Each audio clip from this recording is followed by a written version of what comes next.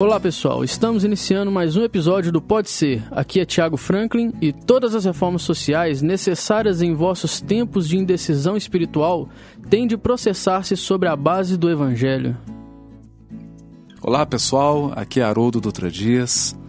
Lembrando da frase de Alcione no livro Renúncia, o Evangelho é um vasto caminho ascensional, cujo fim não atingiremos legitimamente sem o conhecimento e a aplicação de todos os detalhes.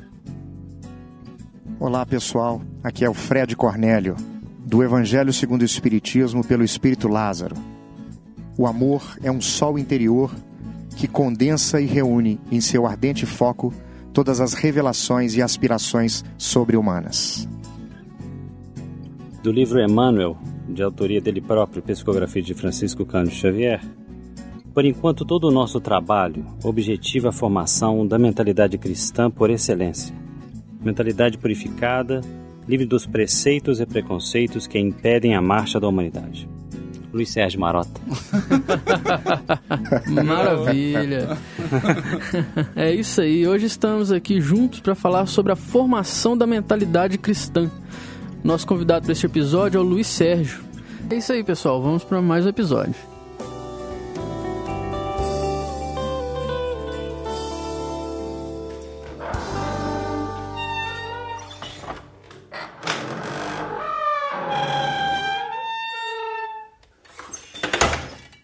É isso aí, pessoal. Começando mais um episódio. Hoje temos a felicidade de ter aqui o Luiz Sérgio como convidado para falar para a gente um pouquinho sobre esse tema tão instigante. O Fredinho, na sexta-feira, na reunião, falou: olha, nós temos que convidar o Luiz Sérgio para poder vir falar sobre a formação da mentalidade cristã, que ele tem um estudo maravilhoso. Posso ligar para ele aqui agora para saber se ele pode ir fazer esse estudo para a gente lá no domingo? Exatamente. Eu falei: olha, você não está pedindo, não. Pode fazer. A gente se resolve isso depois, né? É isso aí, né? A gente já teve a oportunidade de acompanhar, né, essa descoberta do Luiz em torno desse tema. Já há alguns anos, né, Luiz? Que você começou a falar, apresentar esse estudo. Mas nós gostaríamos até que você começasse contando a história da sua descoberta, né? A partir dessa expressão formação da mentalidade cristã, que é um título, né? Um subtítulo do livro Emmanuel. Uma descoberta talvez pode soar assim um pouco forte, né? Mas é simplesmente talvez a nossa incapacidade, mesmo porque gostaria até de agradecer a vocês a presença nossa aqui e lembrar que nós não estamos aqui na credencial de falar em nome da doutrina dos Espíritos, mas como temos estudado essa doutrina desde criança, né? Ou seja, há mais de 5 anos, nós achamos que é um ponto muito capital, que às vezes nos escapulia o entendimento. Há muito tempo atrás, nós limos nesse livro aqui do Emmanuel, que eu acabei de citar, o livro, ele chama Emmanuel, o título do livro é Emmanuel, Psicografia de Chico Xavier, do próprio Espírito de Emmanuel, o guia dele, né? O orientador espiritual mor do Chico Xavier. E no capítulo 35, ele fala sobre educação evangélica.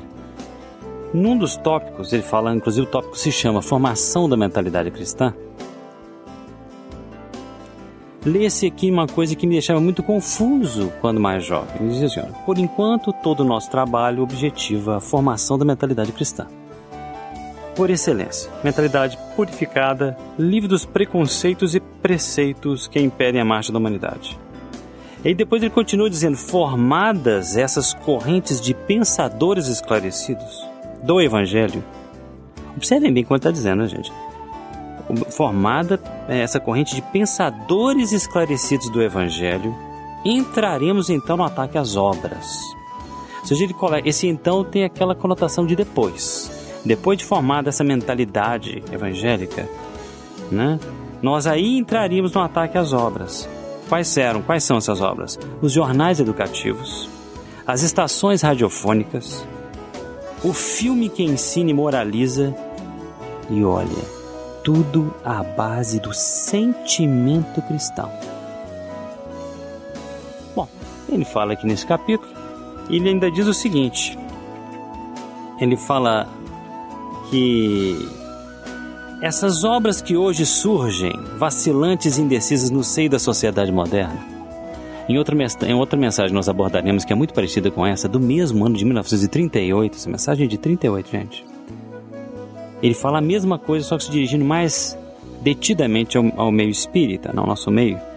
Ele diz o seguinte: essas obras que hoje surgem vacilantes e indecisas no seio da sociedade moderna, experimentando quase sempre um fracasso temporário, indicam que a mentalidade evangélica não se acha ainda edificada. Bom, a gente lia isso aqui no capítulo 35. Compulsávamos as páginas até o capítulo posterior e entraríamos no capítulo 36, em que ele começa sob o título de Aos Trabalhadores da Verdade, dizendo o seguinte: nos tempos atuais, todo o trabalho de quantos se devotam à disseminação das teorias espiritistas deve ser o de colaboração com os estudiosos da verdade. Não é o desejo de proselitismo ou de publicidade que os deve animar. E aí fala outras coisas. Eu falei, gente, eu não estou entendendo. Num capítulo, ele fala de filme, de estações radiofônicas, de clubes da palavra evangélica, e no outro fala que você não pode fazer publicidade de nada. Claro, na minha inocência, eu não estava entendendo que Emmanuel estava fazendo uma referência pedagógica, como grande pedagogo também é, né? Como jesuíta ele foi, inclusive, ao nosso meio, ao como disseminar o espiritismo de forma segura para o mundo e não para um secto. Que esse é o objetivo, depois nós vamos ver posteriormente, de Allan Kardec, né? E não poderia ser diferente. A doutrina espírita, por mais que nós sabemos que ela exija num aprofundamento uma capacidade individuada de entendimento de cada um, ela pode ser espalhada pelo mundo, né? Mas dentro de uns critérios pedagógicos genuinamente crísticos, como aconteceu com Jesus. No capítulo, se não me engano, 24 do Evangelho segundo o Espiritismo, Allan Kardec diz o seguinte: Jesus pregava a caridade para todo mundo. A lei maior, amar a Deus acima de todas as coisas, ao próximo como a si mesmo, para todos nós. Mas quando se tratava de conhecimentos espirituais, né, ele se restringia ali ao contato com Pedro, Tiago, João, né? Alguns membros, e o próprio Allan Kardec diz, os outros era proibido. E se os próprios apóstolos não tinham determinado preparo psicológico para entender determinados dogmas espirituais, vamos dizer assim, determinadas leis espirituais, Jesus até pedia, olha, espera eu ressuscitar no terceiro dia, para depois vocês contarem esses segredos para os outros. E geralmente, quando ele falava de coisas espirituais, era na intimidade, Nicodemos, né? E a gente começou a entender que Emmanuel estava nos dando uma dica pedagógica da maior importância e que talvez demorasse alguns 100 anos para a gente começar a entender direito. Exatamente. Né? E sobretudo, né, Luiz Sérgio, porque quando ele fala de formação da mentalidade cristã, nós precisamos entender mente na concepção de Emmanuel, que está no capítulo 1 do livro Pensamento e Vida. A mente é o espelho da vida em toda parte. O cérebro é o centro das suas ondulações, mas o coração é a face do espelho. É curioso isso, porque o Emmanuel utiliza o conceito de mente de forma similar ao que o hebreu chama de coração. Para o hebreu, o coração era a sede da inteligência, do conhecimento, da cognição e do sentimento, do amor, da compaixão, de todas as paixões também. E o Emmanuel substitui esse leve do hebraico para a mente, ele chama de mente, então, essa sede da inteligência e do sentimento. Quando diz, então, formação da mentalidade cristã, ele está falando de um processo de via dupla que se inicia, como orientou o Espírito de Verdade, pelo sentimento. Ele precisa da base do sentimento e se espraia para os aspectos intelectuais, não o contrário. Aliás, o Espírito de Verdade já havia advertido: espíritas, amai-vos. Essa é a primeira ordem, o primeiro mandamento aqui. Instruí-vos, o segundo. Mas, infelizmente, num processo histórico de desenvolvimento do movimento espírita, nós fizemos o contrário.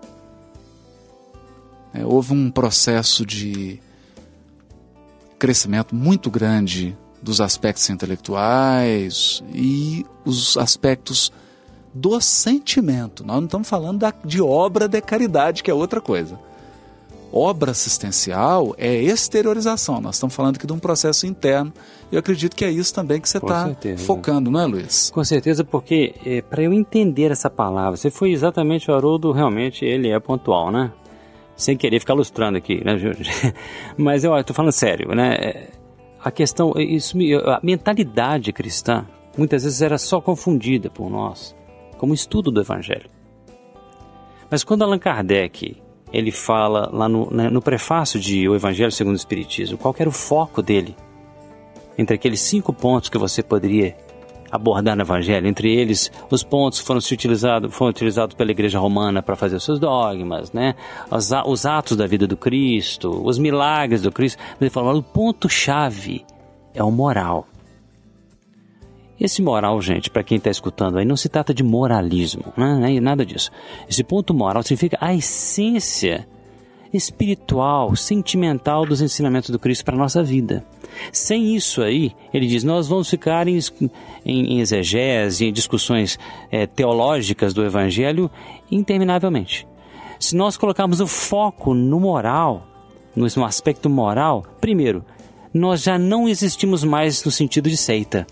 Porque se temos que amar o próximo indistintamente, sem acepção de pessoas, isso já morre qualquer espírito sectário que possamos alimentar dentro de nós, né? E Allan Kardec fala sobre isso. E ele diz que a única diferença ali é que ele estava colocando alguns dogmas naturais que os espíritos nos trazem para nos ajudar a entender essas leis morais. E outra, ele estava fazendo, que muita gente pode dizer, olha, eu estou fazendo compêndio sobre a moral evangélica, ou Allan Kardec, já foram escritos tantas vezes. E olha o que ele diz, mas o estilo literário rebuscado em que são escritos hoje os nossos compêndios evangélicos, e até hoje a gente vê isso, você pega os livros hoje aí de comentários às vezes do Evangelho, mas com uma densidade teológica, com terminologias às vezes tão difíceis para o público leigo acessar, que fica realmente um largo espaço para interpretações das mais variadas e errôneas mesmo. Então, eu acho esse ponto que o Haroldo falou primordial. O que seria essa mentalidade? Formar uma mentalidade, gente, tem a ver com formar cultura, inclusive, com mudanças de hábito. Daí, inclusive, a nossa grande resistência natural a esse tipo de abordagem, de mudança de uma mentalidade. Que mudança de mentalidade afeta todos nós, né? Em níveis, inclusive, culturais. Só um pouquinho, antes que o Haroldo citou uma coisa muito interessante aí. Quando a gente entrava na mocidade, uns 40 anos atrás, conversando com rapazes que tinham a mesma idade minha, ele falou exatamente a mesma coisa. Foi até interessante de vir para cá. Ele dizia, a gente saía de um mundo católico que, apesar de todos os problemas que a gente sabe, que os próprios católicos sabem, os problemas que a Igreja Romana, enfrentou, havia numa sociedade uma mentalidade com ares cristãos. Claro, cheio de preconceitos, defeitos, problemas, mas havia, né? Então muitos jovens saíam das plagas católicas com todo aquele respeito pela pessoa de Jesus Cristo, com toda aquela, né? O Jesus é um ícone realmente divino e exigindo muito respeito. Íamos para as plagas espíritas com aquela sede do intelecto, de uma fé raciocinada, de nos livrar de dogmas que não alimentavam a nossa razão em hipótese alguma. Mas o que aconteceu com o passar do nosso último século? Aconteceu que a nossa sociedade se descatolizou, se é que a gente pode usar esse termo, né? Nossos filhos, os filhos que foram acorrer aos centros espíritas, geralmente eram filhos de pessoas espiritualistas, mas nem sempre cristãs propriamente ditas, ou então filhos de acadêmicos, e obviamente trouxeram, como é natural, toda essa cultura acadêmica para o nosso meio. E a mentalidade cristã realmente decresceu, como é natural. Nós vemos hoje, nós ficamos 10 anos responsáveis por uma direção de infância e juventude e vimos a dificuldade da criança que nos chegava ao centro espírita de sequer saber quem era Jesus, ou sequer ter algum tipo de respeito por uma entidade desse nível. Então o fator evangelização ficava muito a desejar, já que às vezes as professoras de evangelização já partiam do pressuposto que as crianças tinham esse respeito, Jesus, mas nada, rapaz, a coisa era muito mais distante. E por isso o Emmanuel já nos prevenia em 1938, olha, não sendo formada essa mentalidade, as obras que serão realizadas serão muito frágeis e entrarão por um processo, né, de queda, de desfazimento. Luiz, olha só, a gente percebe, né, nesse capítulo do livro Emmanuel, que o Emmanuel vai construindo um raciocínio para a gente poder conseguir entender o processo educativo que deve se processar para a gente chegar nessa mentalidade cristã formada, né? Tanto é que o capítulo se chama Educação Evangélica. Então, tem um item aqui desse capítulo, né? Necessidade da educação pura e simples, que ele entra nesse ponto que você está trabalhando aí, que você está desenvolvendo com a gente.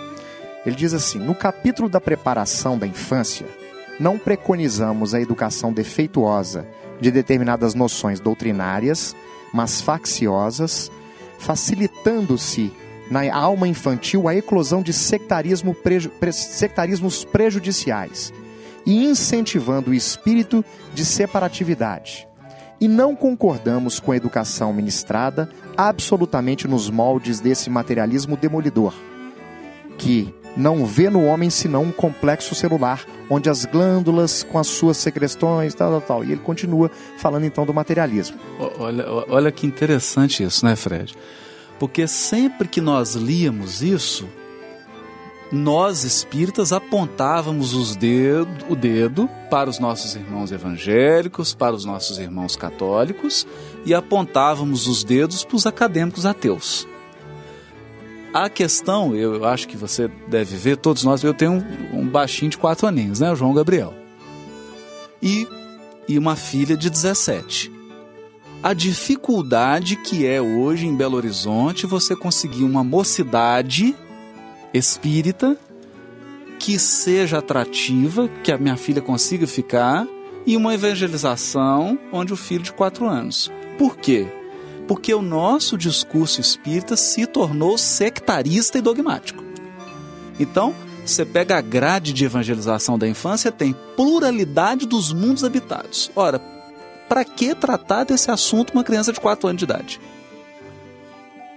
Assim, posso dar uma notícia para ela, né? Claro, posso falar. Mas você trabalhar isso uma aula inteira. E aí o que acontece? O que acontece? O que o Luiz Sérgio falou. Filhos de espírita que não têm hábito da prece, filhos de espírita que são chamados na escola porque estão batendo, brigando, sendo agressivos com os colegas, filhos de espíritas que ficam desafiando professores de religião ou professores na escola porque têm uma bagagem intelectual, são treinados na argumentação, brilhantes até às vezes, brilhantes, né? Até na argumentação, de deixar teólogos abalados, mas com um comportamento agressivo, egoísta. Essa é a luta que eu tenho, inclusive, com meu filho. Exato. Né? De passar esses valores. Então, o que o Emmanuel está dizendo? Até que ponto nós não transformamos determinados assuntos da doutrina, como reencarnação, lei de causa e efeito, mediunidade, perispírito, que são leis naturais, mas nós transformamos isso em dogmas sectaristas. Exatamente. Aí eu não consigo dialogar com ninguém, eu não consigo falar de ninguém, por quê? A pessoa vai estudar evangelho, ele quer saber o quê? Corpo de Jesus. Ele quer saber como que Jesus multiplicou pão, ele quer discutir apenas aspectos periféricos do evangelho. Por quê?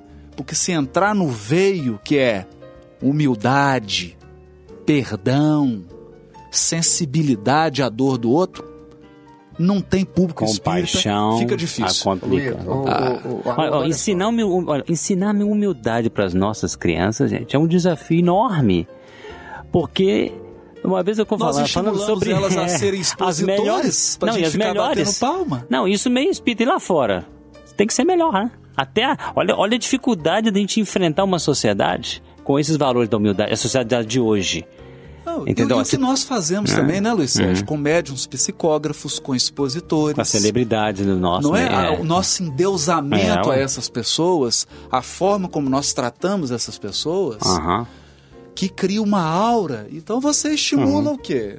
Uma coisa impressionante, gostaria de mostrar para você um lugar, olha só, mentalidade cristã. Eu fui sair para tudo quanto é lugar, tentar entender o que seria essa mentalidade cristã. Primeiro, eu me inspirei em Allan Kardec, no livro que é o Espiritismo.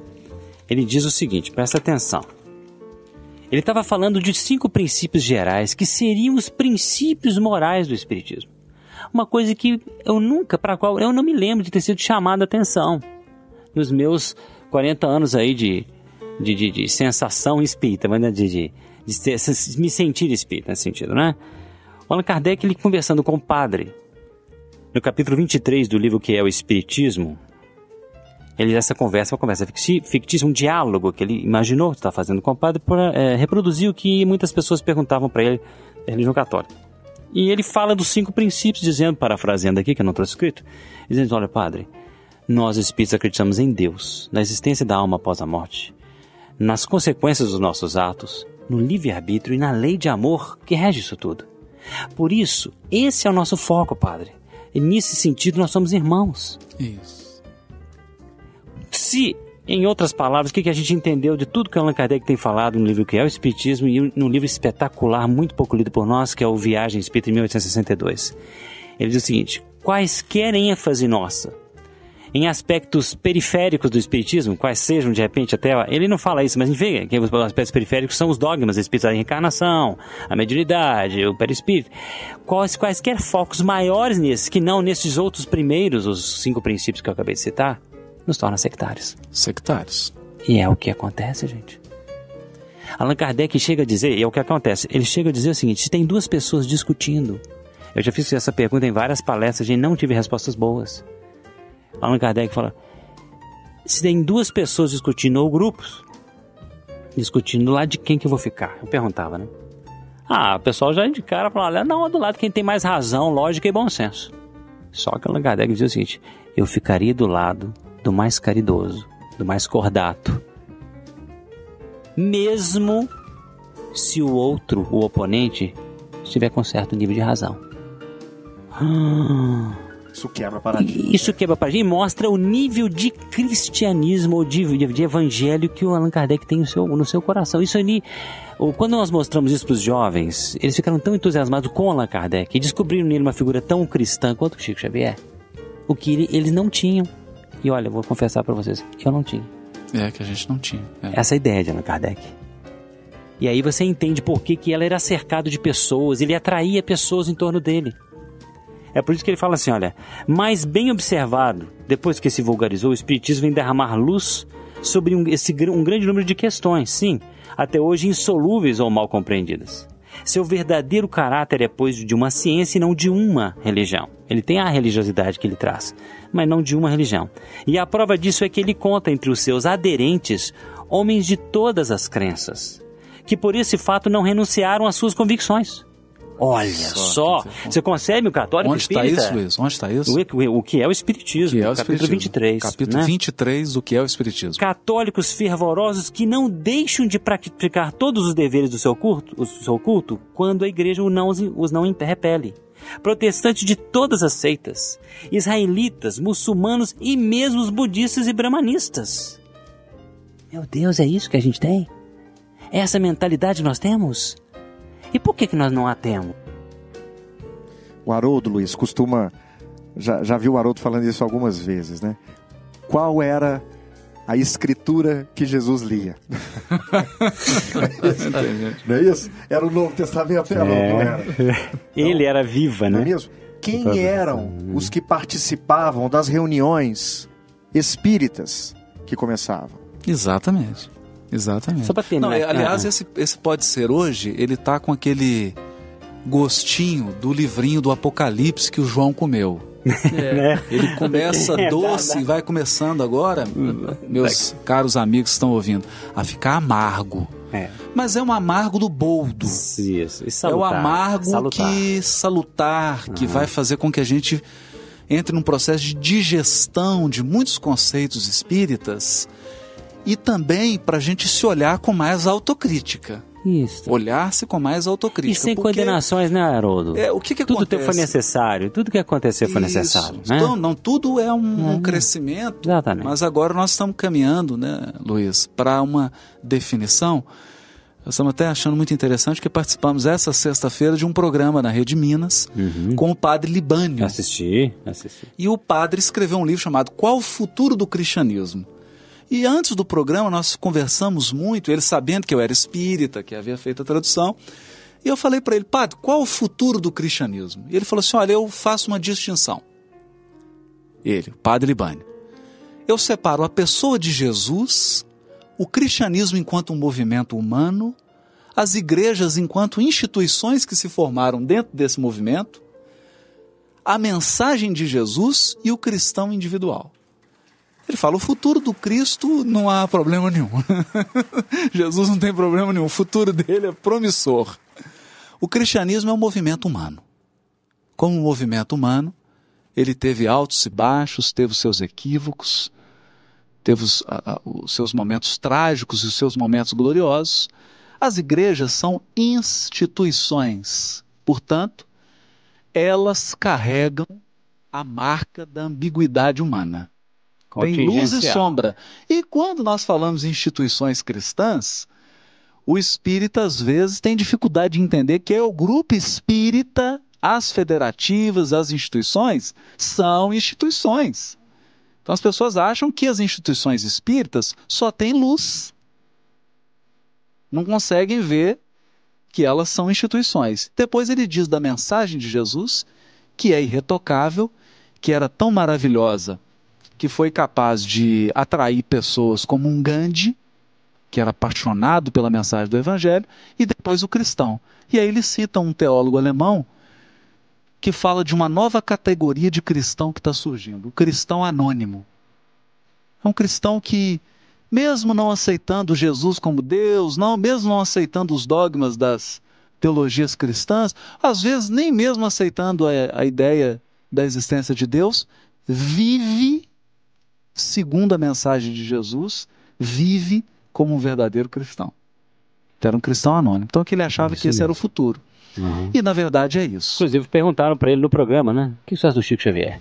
Isso. Ele achou que Chico Xavier, nesse aspecto, ele era uma pessoa que exalava a atitude cristã em si próprio. Quer dizer, em si próprio. Ele é o cristão.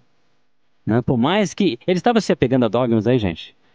Ele estava fazendo referência à encarnação, às diferenças dogmáticas entre o espiritismo, o catolicismo e o protestantismo. Não. O foco dele era na lei maior. Amar a Deus acima de todas as coisas, ao próximo como a nós. O Allan Kardec chega a dizer o seguinte, no livro que é o Espiritismo, Fred já fez até uma teatrinha sobre essa parte aqui, né, Fred? Eu fui Allan Kardec. Nossa! Nosso colega João mas foi não é reencarnação, não, gente? No teatro. Foi no teatro, né? Hoje em dia você fala, eu fui, todo mundo... Todo mundo, meu Deus do céu, vai criar uma polêmica. Nossa, essa polêmica já chega, né? Quem foi lá...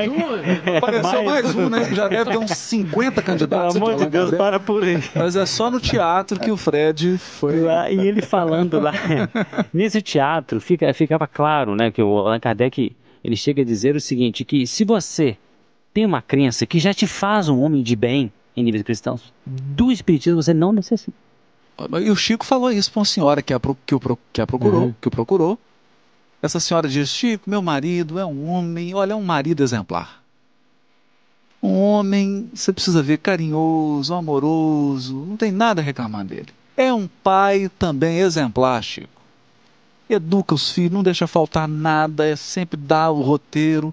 É um profissional e um cidadão sem mancha, mas tem um grave defeito, Chico. Chico ficou esperando. Qual será, né? Não é espírita, Chico. Esse é o defeito dele. Aí o Chico disse para ela, minha irmã, se ele já é tudo isso que você está dizendo, ele não precisa do espiritismo. Tá? É esse golpe no sectarismo espírita. Sectarismo espírita é um perigo, nós temos que tomar cuidado. É impressionante, né, Haroldo, que a doutrina espírita ela é isso o tempo inteiro. né? Há um problema de leitura. É exatamente. ênfase, Mas é a diferença, Fred, é a diferença da doutrina espírita para o movimento espírita, que é a mesma diferença entre Jesus e sua mensagem e o cristianismo, que é o movimento humano. Exatamente. Cristianismo, Roma, capítulo, organização. Né? Se nós pegarmos nesse capítulo do livro Emmanuel, que o Luiz Sérgio está trabalhando aqui pra gente, o título é Educação Evangélica. Não é isso? Isso. Não é educação espírita evangélica. Né? É formação da mentalidade cristã. Exato. Não é formação da mentalidade espírita. Exatamente. Né? Então o foco é sempre o evangelho no sentido daquilo que o Emmanuel chama de iluminação, né? De transformação, de melhoria dos caracteres íntimos, né? Dos padrões emocionais, da forma de se ver a vida, de se entender as dificuldades, de como se passar por ela. E esse marido era tudo isso, né? Exatamente. Era tudo isso. Ô Fred, foi bom você ter falado isso, porque depois de estudar, você imagina, 20 anos evangelho, Isso. Velho Testamento, estudar hebraico, aramaico, grego, tudo. Eu pegava o evangelho e ficava, como todos se fazem essa pergunta, por que Jesus não fez o sermão da reencarnação? O sermão da lei de causa e efeito, explicando detalhes. Não há nada disso no evangelho. O evangelho, Jesus mirou um alvo que se chamava foco moral. Ele só tratou de questões eminentemente morais, portanto, universais. Então, quando o Emmanuel diz da educação evangélica, não é para tornar todo mundo cristão. Tem gente que Todo mundo confunde. espírita, vamos dizer assim também. Eu já ouvi pessoas dizendo, a missão é cristianizar o mundo. Eu até arrepio. Eu até arrepio com isso. Quando se fala cristianismo, até bom falar uma parênteses aqui. Exatamente. Quando se fala de cristianização aqui, se fala o aspecto moral da doutrina do Cristo. Exatamente. Não E especificamente a organização romana, ou brasileira, ou americana, ou qualquer que seja, humana do Cristo. Gandhi. Né? Não é Da ideia do Cristo. Exato. Isso. Porque são as pessoas que falam, não, agora eu vou pegar todos os muçulmanos da humanidade, convertê-los e torná-los cristãos. Eu vou tomar todos os budistas da humanidade e convertê-los ao cristianismo. Não, porque primeiro, aquela coisa, aí né? o que acontece? Se você for cristão mesmo, você não vai ter essa intenção. Não, mas digamos que a gente coloque isso como uma bandeira. Nós vamos instaurar a nova cruzada. Com certeza. Nós vamos montar agora não em cavalos, mas em aviões. Em aviões e sair por aí. E começar a jogar bomba e entrar numa luta, numa guerra de extermínio, a nova cruzada. Então não é isso. Desatendendo ao foco moral mais uma vez. Exatamente. E não sendo, em última análise, nem cristão. Porque né? Jesus nunca chegou para uma pessoa quando alguém ia procurá-lo, por exemplo, para ser curado. Ele curava e dizia para a pessoa, a tua fé te salvou. Ele não chegava, vem cá, agora que eu te curei, eu vou te dar uma aula de Isaías, da Torá, vou te ensinar agora os Paga preceitos. uma grana aí para Judas, porque aí tem que sustentar esse negócio aqui, né, Judas? As palestras aqui custa caro também, então vamos lá, paga o esquema aí, que a gente vai, aí vamos ver se a gente consegue te perdoar. Exatamente. Não, inclusive para mulher adulta, ele falou, vá e não peques mais. Ele não falou, vem, né, seja a nossa adepta do nosso grupo. Então, vai, faça o que você pode fazer dentro do seu nível consciencial. Sempre... Aquilo que o padre Libânio falou que foi muito bonito. Muito bonito, né? Quer dizer, o cristão, quando ele vai abordar alguém, ele vai simplesmente tentar auxiliar essa pessoa a dar um passo adiante. Que é o que Jesus fazia. Ele nunca pedia a pessoa fazer mais do que ela pode. Ele sempre pedia para ela dar um passo adiante. Passo adiante. Gostaria de mostrar para vocês aqui um outro texto, só para sedimentar isso que nós estamos falando, que não bastava esse livro do Emmanuel, né? Eu via que essa preocupação do Emmanuel, em 1938, era uma preocupação voltada muito para nós, não é? No sentido de que, no livro Deus Conosco, que é um livro novo, mais recente aí, de mensagens antigas do Chico, que eram recebidas no culto do lar da casa dos Juviano, em Pedro Leopoldo, eu encontrei uma mensagem, essa mensagem de 1938, ou seja, a mesma data de lançamento do livro Emmanuel. Emmanuel, acho que é 1937. 37, isso aqui é um pouquinho menos, né? Então... 38, acho que é 38, Deixa eu olhar aqui, deixa eu confirmar. Por aí, né? Vamos ver aqui. Bom, Então ele começa falando que é o seguinte, um grupo... 37. 16 de setembro de 37. E o Emmanuel costumava prefaciar o livro quando o livro estava terminado. Então um pouquinho antes. Então isso aí foi um pouquinho depois, o que dá ainda mais força. Mais força ainda, né? Que não era uma coisa de momento só. Então o que acontece? O Emmanuel foi procurado por alguns companheiros nossos da União Espírita Mineira, pedindo a ele orientação, porque eles queriam começar estudos espíritas mais sérios, mais avançados, né? Tá aqui, ele cita até na nota o nome das pessoas que foram procurá-lo, foram José Rodrigues Leles e Eugênio Carlos Monteiro, né? Estavam realizando às quartas-feiras, na sede da União Espírita Mineira, interessantes reuniões de estudo que ora versavam sobre o Livro dos Espíritos.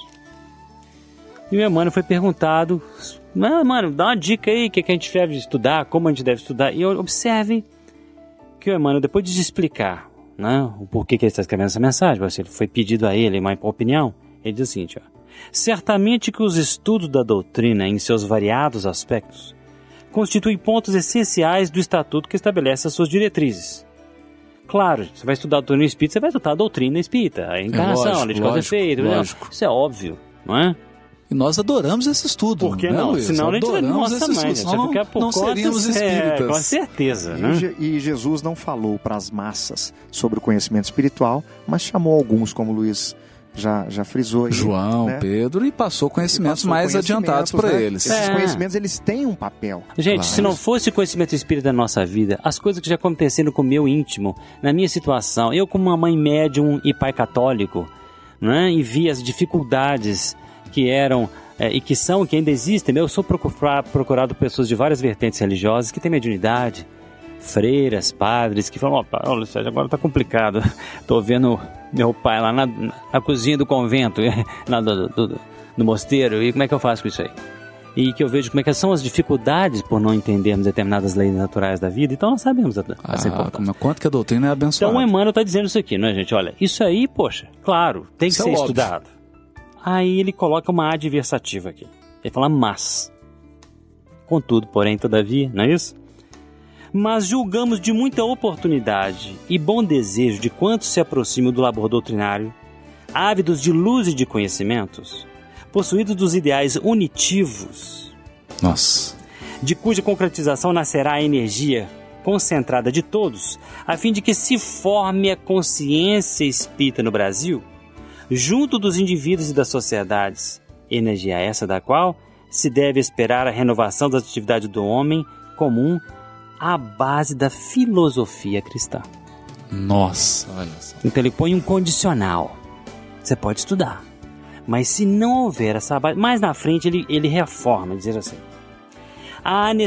Aqui ele vai falando de toda a problemática nesse texto, do porquê, na minha opinião pessoal, depois vocês podem ler, do porquê que essa mentalidade seria difícil de ser implantada em princípio. Devido à nossa ligação, nós aqui que entendemos um pouquinho dessa questão de encarnação, né? A nossa ligação visceral com questões institucionais, sectárias do passado. Mas ele insiste dizendo, há necessidade, se há necessidade porque não há ainda, não é? De que se organize uma consciência espírita na base da filosofia simples do Evangelho. Nossa. Olha, gente, agora vem. Apta a orientar os sentimentos coletivos num sentido de direção. Massas. Trabalho com as massas. Você para porque aí ele disse um compêndio em uma frase. Exatamente. Né? Os sentimentos coletivos. Os sentimentos. No sentido de direção. De direção, que é o que está... Dentro dos sagrados objetivos da paz e da fraternidade. Então, olha só, Luiz. Isso foi discutido, inclusive, no programa lá da Rede Minas. Uhum. Qual que é uma característica marcante da pós-modernidade? As pessoas estão emocionalmente desorientadas. Tem doutorado, tem pós-doutorado, tem formação, falam 2, 3 línguas, tem uma cultura, ou às vezes não tem dinheiro, tem acesso a uma série de coisas, mas emocionalmente estão desorientadas. Ou estão emocionalmente vítimas de grilhões. Com certeza. Do sectarismo, do espírito de antifraternidade, Dos preconceitos, querendo brigar com o semelhante porque não pensa como ela. E aí, o que o Emmanuel está dizendo é orientar o sentimento coletivo na direção da fraternidade, do amor. Nós somos independente do que você acredita, do que você pensa, nós somos seres humanos. A dor é a mesma para o budista, para o judeu, para o católico, para o protestante, para o espírita. Perder um pai, perder uma mãe, uma esposa, um marido, um filho, é a mesma dor em qualquer quadrante do planeta Terra. Perder um emprego, não ter o que comer, não ter alguém que te ame, não ter respostas. Não ter resposta no sentido, é uma dor humana. E nesse sentido, a educação do sentimento coletivo pela mensagem do Evangelho, ela não tem fronteiras. Ela não tem fronteiras. Ela é ampla e universal. Nesse aspecto aqui, só para terminar, lembre-se que nós acabávamos de ler aqui, que o Emmanuel diz, olha, essas tarefas, essas obras aí estão fracas, porque elas não têm uma mentalidade cristã ainda, por isso elas caem. Que é um lastro, né? Nesse texto ele continua e reafirma. E primeiro ele falou no seio da nossa sociedade, ele cita no livro Emmanuel, no seio da nossa sociedade. Já nessa mensagem aqui, que era uma mensagem mais particular para um grupo, ele era mais objetivo, diz assim, é objetivo no sentido de dizer dessa forma, olha, é em virtude da ausência dessas diretrizes, ou seja, mentalidade simples, filosofia cristã, que muitas obras de benemerência social, filhas do esforço e da abnegação dos espiritistas, se têm perdido no confusionismo da época. Nós somos influenciados pela academia, nós somos influenciados pelo mundo aí fora, não temos uma mentalidade cristã, obviamente as obras com muita dificuldade. Eu costumava dizer o seguinte, às vezes, nós espíritos dizemos, as trevas estão conspirando, mas às vezes uma mera sombra de abajur já é o bastante para acabar com toda a nossa obra. Porque é a treva interior, né? Exatamente. Não tendo uma formação. E a gente que atua em grupo espírita sabe quantos grupos se fecham, quantas obras de atividade assistencial se fecham por briga entre os dirigentes espíritas. Isso, dissensões. Por dissensões entre membros. Quantos inimigos se formam dentro da casa espírita? Dentro da casa espírita, pessoas de uma mesma reunião fazendo prece, abrindo o Evangelho segundo o Espiritismo. Não, o pior, Haroldo. E uma tendo condutas... E o pior, Haroldo, desenvolvimento da mediunidade. O que pressupõe desenvolver a mediunidade? Trazer à tona o seu lado anímico, que seria o repositório de experiências que nós trazemos de outras vidas. Olha, uma vez o Arnaldo Rocha, todo mundo deve saber, né, pessoal do meio espírita, conversando com o Chico Xavier, ele observou duas pessoas que brigavam muito lá no Centro Espírita Luiz Gonzaga. E o Chico lá calmamente falou, mas é claro que eles vão discutir de vez em quando, né, Arnaldo? Eu estou parafraseando aqui, eu não lembro das palavras corretas. Sim. Mas ele diz o seguinte, é claro que ele briga, porque um aqui, o Rômulo é se não me engano, o Pompílio Crasso, que invadiu Jerusalém em 70 depois de Cristo, e o outro é o André de Gioras, né, dois grandes inimigos de muito tempo. E eu pensei aqui, e grandes inimigos do próprio Chico e da família dele, que ele foi um elemento de tragédia para a família do Chico. E o Chico estava convivendo amorosamente com ele ali, e beijando na mão. Será que nós teríamos isso? Essa mentalidade cristã de receber no nosso seio os piores inimigos da nossa família, que viveram sagas milenares, né? Ou seja, o Chico podia lembrar 3, 4 mil anos porque amava. E que muito do nosso esquecimento encarnacional é por falta de podermos perdoar, de sabermos como perdoar, já que inclusive essa mentalidade não é muito exercitada. Como entendeu? Então nós estamos aqui tudo com essa proposta que não podemos dizer que é nova, né? Uma proposta kardeciana, né? Emanuelina, né? Kardeciana e emanuelina, de uma mentalidade que sim, isso nos fará, né? Conseguir acessar os nossos irmãos de outras crenças. Porque o que aconteceu conosco, gente? Nós fomos entrar em contato com pessoas de outras crenças e ver como é que estava, a quantas andavam. Em nome, inclusive, do que o Allan Kardec fala. Eu estava lendo aqui, lembra que o Allan Kardec fala dos israelitas, que eram muito membros da sua reunião. Ele continua dizendo o seguinte, olha. Esse ponto geral do Espiritismo repousa, por conseguinte, em princípios independentes das questões dogmáticas. Olha só. O Allan Kardec está dizendo que esses pontos chaves e foco do que deveria ser no Espiritismo repousam, por conseguinte, em princípios independentes das questões dogmáticas. Suas consequências morais são todas no sentido do cristianismo. Porque de todas as doutrinas, é esta a mais esclarecida e pura. Razão pela qual, aí prestem atenção, por favor, ouvintes. Razão pela qual, de todas as seitas religiosas do mundo, ele está falando de seita, hein? De todas as seitas religiosas do mundo, os cristãos são os mais aptos para compreendê-lo em sua verdadeira essência. Compreender quem? O Espiritismo. Na sua verdadeira essência. E eu comecei a descobrir que, à medida que tiramos a mentalidade cristã do meio espírita, dificultamos ao espírito de entender a essência do Espiritismo. E eu comecei a encontrar católicos e protestantes que entendiam mais a essência do Espiritismo quando eram bem esclarecidos naquele propósito do que irmãos nossos. E aquilo ali realmente me deixou uma dor no coração muito profunda, e pedi a Deus nos oriente nesse sentido. Luiz, olha só, você entrou num assunto e avançou nele, mas eu gostaria de voltar.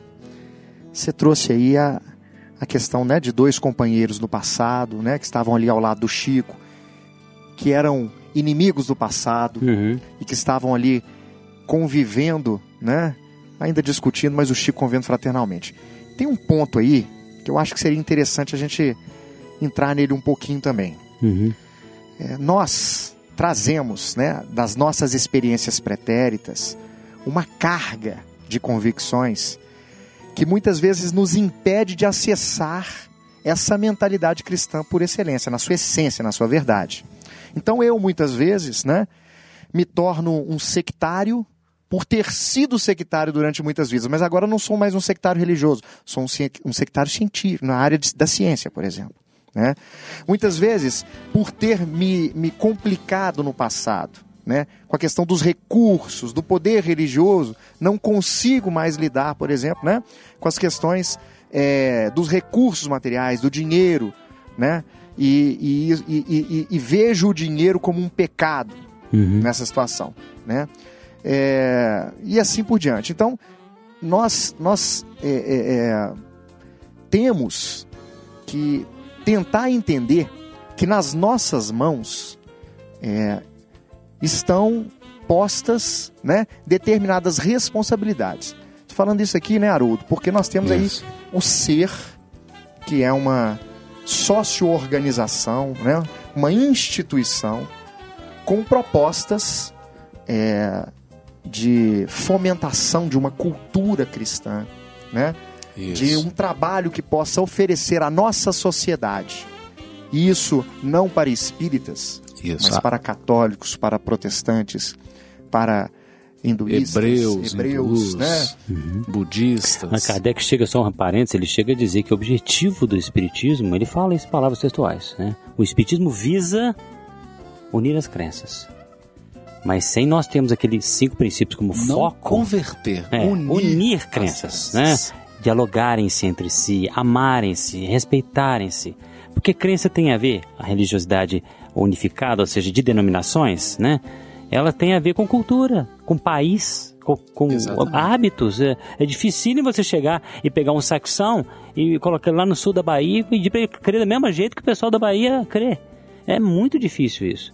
Né? Então não é esse o objetivo. E aí é onde entra, né, isso que o Fred está falando. Nós não podemos, nós temos que separar, e isso vai exigir um grau de interiorização. Você conhecer-se a si mesmo. Com certeza. Conhecer-se as suas experiências reencarnatórias, as suas fraquezas, para que você não transforme as suas fragilidades ou as suas forças em regras para o movimento espírita. Em regras para o cristianismo. Aliás, né, Haroldo, isso aí é uma coisa que a gente gostaria de colocar aqui. Por que ele está falando isso aqui? Por exemplo, o companheiro teve uma dificuldade de lidar com recurso financeiro em encarnações passadas. Agora ele acha que as instituições se mantêm sem dinheiro. Isso é o muito companheiro comum. teve dificuldade de lidar com relações sexuais no passado. Agora ele é uma pessoa fria e acha que o movimento não pode ter afetividade. Então ele começa a trazer os traumas dele e transformar em pontos, em linhas, quando o caminho, a verdade e a vida é Jesus. Não somos nós. Isso Ele é um ponto, viu, gente? Esse é um ponto que o Haroldo está falando. Gostaria de fazer uma parte aqui que é muito importante. Colocarmos-nos, quaisquer um de nós, ou apontarmos seres humanos como ícones a serem seguidos, tem que tomar muito cuidado, porque nós sabemos que nós não somos perfeitos, né? Então, muitas vezes a pessoa, olha aí, o protótipo, ou o estereótipo de espírito deve ser assim, viu, gente? Aliás, olhem para mim, né? Isso é uma loucura. Isso é uma loucura. Isso é loucura. E muitas vezes a gente vê isso, mas o espírita não é assim. O espírita, na verdade, é assado, porque nós estamos aqui com 150 anos de espiritismo, é uma cultura muito infantil ainda, a ponto de nós espíritas fazemos uma coisa que o Emmanuel cita no livro Doutrina de Luz. Ele diz o seguinte, mais uma vez parafraseando, vocês me perdoem, não tem memória que o Haroldo tem, por exemplo. Nem eu. Mas ele diz o seguinte no capítulo Liberdade e Espiritismo, ele fala assim, olha, seria uma pessoa que dinamitasse, né, que explodisse um dique já construído há muito tempo, sob o pretexto de construir, sem antes construir um outro dique antes, seria um louco. Isso. De certa forma a gente faz isso. A gente destruiu, né, a mentalidade cristã, jogou fora tudo junto. Até, de repente, o hábito da prece. Uma vez fazendo uma palestra, eu falei, gente, nós temos que ter o hábito. Eu não estou falando de mim, não. Estou falando que Jesus fala que nós temos o dever de orar, né? Ele orava. O Evangelho segundo o Espírito nos explica muito disso. Eu não conheço um grande homem na vida. Estou falando aqui de Gandhi, e até homens mais pagãos mesmo, tipo um John Kennedy. Eles não oravam menos de 2 horas por dia antes de começar seu dia, pelo que eu tenho conhecimento aí, né? Papas, etc e tal. Eles não entram no processo de ativismo dos lobos, da zona motora, como diz o André Luiz. Quando o André Luiz fala no mundo maior. Você fica na zona motora para fugir de níveis conscienciais superiores. Aí o sujeito faz 10 campanhas do quilo por semana, vai a 5 reuniões mediúnicas, faz 200 palestras por ano. E depois haja tratamento espiritual, né? E ele está perturbado, porque ele entrou no ativismo. Pedro Neves, no livro Sete Destinos, motora. Essa do Pedro Neves. Conta essa história pra gente, Luiz. Essa Neves, é boa. Não, antes de começar essa história, só lembrar assim, por que nós lembramos do Pedro Neves? Porque quando começamos a entender a questão da religiosidade, nós somos entender a questão do sentimento. Emmanuel diz que toda iluminação espiritual nossa hoje só há de vir do sentimento. Aquilo ali me intrigou. Falei, meu Deus do céu. Porque o sentimento lá no Evangelho segundo o Espiritismo estava uma coisa que eu falava e eu dava ênfase errada, viu, gente? Falava assim, na ordem dos sentimentos é muito difícil se cumprir o dever. Mas não dizia que você não tinha que sentir, não. O ideal é você sentir e cumprir o dever. Porque se você é frio e cumpre deveres, você pode ser um fariseu. Exatamente. É aquela pessoa que... Aliás, né? o fariseu eu não diria, porque tem fariseus bons, né? Bom, o fariseu no sentido... Do farisaísmo, exatamente. Que é o cumprimento estrito de todo um padrão de conduta, mas seu coração está em outro planeta. O seu desejo era rapina, descumprir. Né? O seu desejo era descumprir. Cheio de mas rapina. você cumpre pelos louros socialmente, por ser um cumpridor. Pela recompensa. Exatamente. Enquanto que Jesus cumpria a lei como? Movido de íntima compaixão. Jesus foi lá e curou fulano de tal. E o samaritano, movido de íntima compaixão, foi lá e ajudar o outro. Ele não falou assim, peraí, segundo as regras que eu tenho entendido de lei espiritual e religiosa, né? O meu pastor, o meu padre, ele me diz para eu fazer isso, então eu vou lá fazer, apesar de estar realmente querendo ir embora daqui e chutar esse cara para ver se ele morre mais rápido. Não é isso, né? A gente tem que entrar algum dia num processo, e como o Haroldo sempre cita, né? De construção desse reino dentro de nós. E o Espiritismo, Allan Kardec, ele fala uma coisa muito, muito interessante. Ele diz na Revista Espírita, se não me engano, de 1868, dezembro, ele fala assim, todo grupo religioso deve ter como meta desgarrar-se da matéria. Porque o que acontece na maioria dos grupos, ele está falando a maioria, é que a gente torna a questão religiosa uma questão mais de forma do que de essência.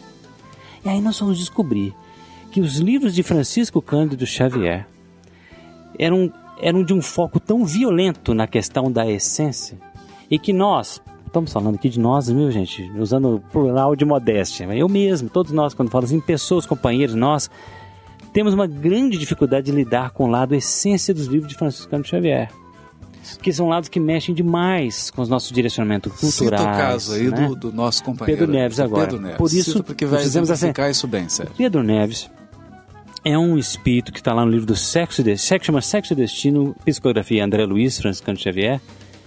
E lá logo no início, o André Luiz, que já havia estado no umbral, né, naquelas zonas inferiores de sofrimento, tá lá no filme, quem quiser checar, ele tinha sofrido esses problemas todos, mas ele estava em recuperação em nosso lar e foi conversar com uma ilibada personalidade de nosso lar.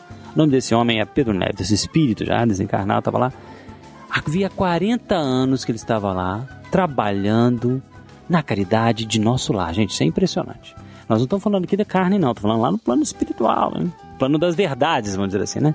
Era um trabalhador do Cristo. Um trabalhador do Cristo lá. 40 anos. 40 anos. E o André Luiz se senta do lado dele, num banco. Por que estava acontecendo? Ele estava se sentindo mal. As pessoas que, inclusive, buscavam a ajuda dele, que eram, vamos dizer assim, subalternas espiritualmente em relação a Pedro Neves, elas não tinham nem coragem de perguntar o que estava acontecendo com ele, mas viam que ele não estava bem. Mas devido à posição elevada que ele ostentava naquela instituição de nosso lar, né, da colônia, o pessoal não tinha coragem de conversar com ele. O André Luiz teve essa coragem. Ele chegou e falou: senta aqui no banco de jardim. E o André Luiz, inclusive usando a expressão ele fisgou minha isca, disse o seguinte: poxa, Pedro, eu tô com uns problemas familiares tão sérios lá embaixo. Aí o Pedro desabafou com ele. Pedro Neves: eu também, eu tô com... Nesse discurso, Pedro Neves coloca uma coisa muito interessante. Ele fala assim: olha, eu fui advogado na Terra e me pautei sempre pela linha do raciocínio, apesar de apreciar os sentimentos pelo seu justo valor. O que ele está querendo dizer, gente? Ele tamponou seus sentimentos. Desde que minha esposa casaram-se novamente, né, eu resolvi não sentir. Olha só. Por isso que era Neve. Pedro Neves, olha só. Pedra de gelo. Gelo, né? Olha, eu nem tinha pensado. Tamponou, Pedro, que é pedra, e Neves, gelo. Não é? Quer dizer... Virou um gelo. E esse... gente, vou falar para vocês. Muitos de nós, estamos nesse processo há milênios. Porque é o processo da raça ariana. O Emmanuel nos cita lá no livro do Caminho da Luz, que quando os arianos chegaram aqui, que era uma raça que já não tinha muitos princípios religiosos, mas quando eles foram exilados num planeta tão inferior, eles se apartaram completamente de quaisquer possibilidade de sentir religiosidade e afeto. Por isso, inclusive, se misturaram tanto, com tanta facilidade. Aplicaram anestesia no coração para não sentir. E esse é o processo para você tornar... Se você quiser se tornar um espírito obsessor, não faça isso em casa, por favor. Aliás, em lugar nenhum. Mas se você quiser se tornar, segundo Hermínio Miranda, um espírito obsessor, faça esse processo, congele o coração, porque aí ou você cumpre leis de forma fria e faz até os outros se submeterem, como diz Jesus, né, coloca uma tonelada de peso nos ombros dos outros, você não mexe essa tonelada nem com o dedinho, né? Ou você se torna de fato um verdugo, que não aconteceu com Pedro Neves, que ele tinha princípios. Então ele se cumpriu a lei aqui na Terra, voltou, foi para o plano espiritual, ficou lá 40 anos trabalhando, mas depois ele foi chamado pelo sentimento. Uma afinidade muito querida dele, que chamava Beatriz no livro, estava aqui na Terra e em processo de desencarne, ele desceu para ajudá-la. Quando ele desceu para ajudá-la, ele descobriu que o genro dele traía a própria filha dele com uma enfermeira. Ela era filha, né, Luiz? Hã? Ela era filha dele. Ela era filha dele. Filha dele. A Beatriz é filha dele, exatamente. E o marido dela. Ele estava traindo, o genro dele, o marido dela, estava traindo com a enfermeira, e ele ficou tão indignado, ele começou a ver que ele não tinha preparo sentimental nenhum. Chegou a esbufetear numa boate, espiritualmente, o marido dela. E olha que interessante, Luiz, quando ele entra nessa boate de striptease, ele começa, 40 anos trabalhando em nosso lar em atividade de orientação e de caridade. Começa a dar murros no genro, encarnado. uma senhora, que era uma entidade iluminada, que auxiliava as pessoas dentro da boate striptease. Eu fico pensando, rapaz, será que a gente conseguiria uma tarefeira? Que pergunta. Você no mundo espiritual conseguiria uma tarefeira para trabalhar dentro de uma boate striptease? É a parábola do bom samaritano. Exatamente. Parábola do bom samaritano. Ela sai de lá e vem em auxílio dele. Isso. Para auxiliá-lo. A questão, né, Fred, acho que te cortando, será que no meio espírita nós não estamos estimulando os professores de evangelização a serem assim?